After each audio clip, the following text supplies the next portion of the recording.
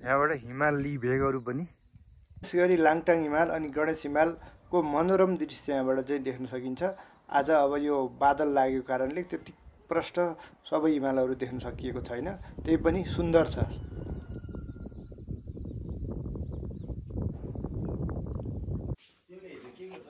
उत्कृष्ट सेवाको लागि धेरै धेरै धन्यवाद छ। ल है सुरेश चिसापानीको भ्यू टावर यस्तो छ। हामी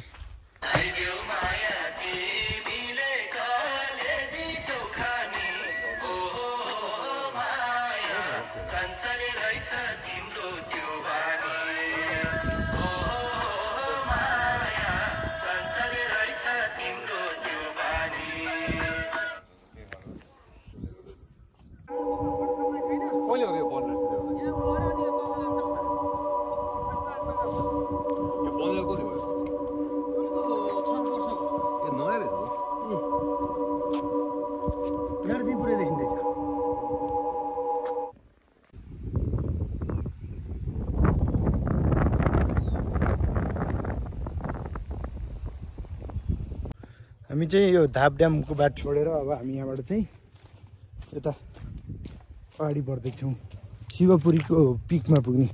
त्यहाँबाट बुढा नीलकण्ठ झर्ने आजको यात्रा रुट त्यो छ। बाटो यहाँबाट सुरु भयो।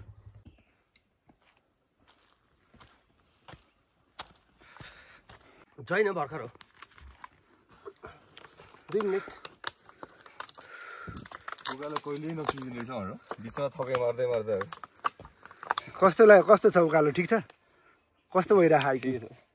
पसिना आयो नि मस्त होइन? ठिकै। हिजो त आएको छैन। हिजोको त्यो अनुसार पेजले हिँडेको नि छैन त। बिस्तारै हिँड्थ्यो यति त्यो बादल छोप्नलाई पुग्ने हो दाइ हामी? बादल छोएर आउने। अब बाटो यहाँबाट हाम्रो शिवपुरी पिक है त। शिवपुरी पिकमा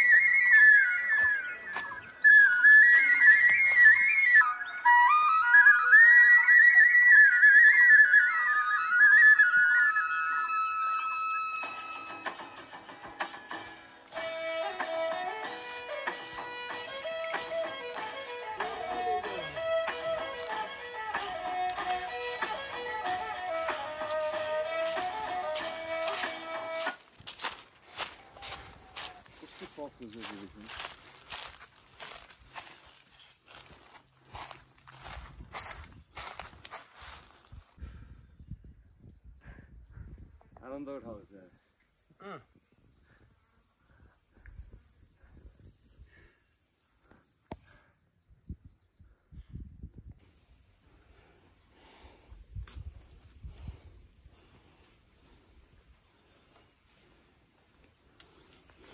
त्यो पनि दामी छ। ऊ त्यो टेरमा बस्नु अनि त्यसको त त्यो त्यही नै रुखमा है रुखको माथि।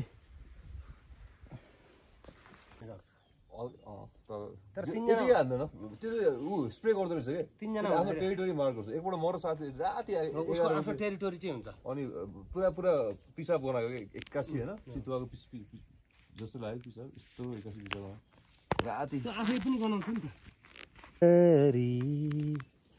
सुस्तरी सुस्तरी माथि आनन्द छ माथि ल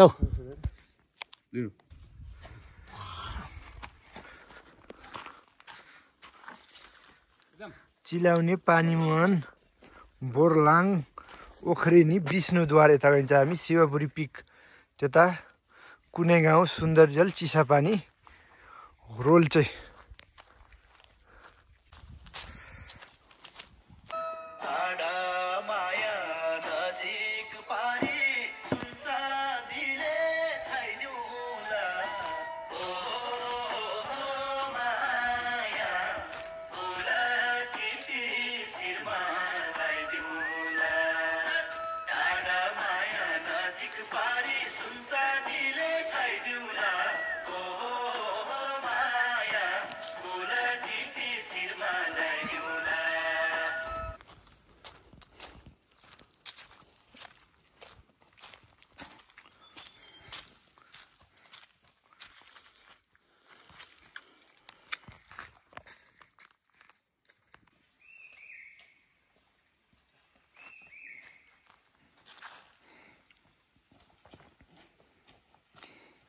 मस्त चिसो पानी खाइयो।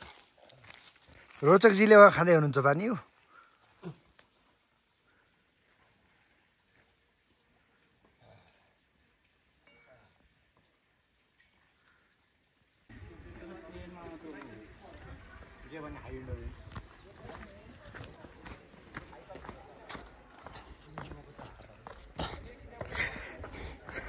बागद्वार आइपुग्यो। बागमतीको उद्गम स्थल बागद्वारको जय होस्। बागद्वारमा अब हामी जलले स्नान गर्छौँ।